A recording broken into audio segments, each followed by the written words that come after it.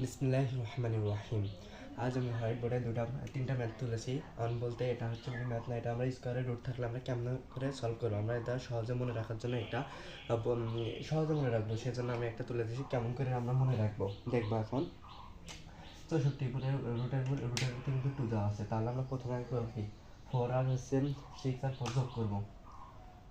6 plus 4 সমান কত 10, আর হচ্ছে এর ভিতর রুটের ভিতর আছে কত 2, 10-এর ভিতর তো 2 বাদ দেবো, 2 বাদ দিলে কত 8, এটাই কিন্তু আর 64 বর্গমূল।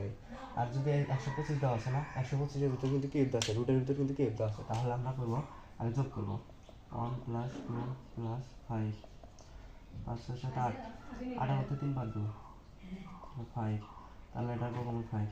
এটাও সেম কাহিনী, 3 যোগ 4 যোগ 3 সমান হচ্ছে 10, 10-এর মধ্যে 4 বাদ দিই তাহলে 6, তাহলে কিন্তু এটা 6। আমরা এটা মনে রাখার জন্য এটা করবো, বুঝছো? এটা খুবই সহজ, এভাবে আমরা করার চেষ্টা করবো, আরও দেখি কেমন করে।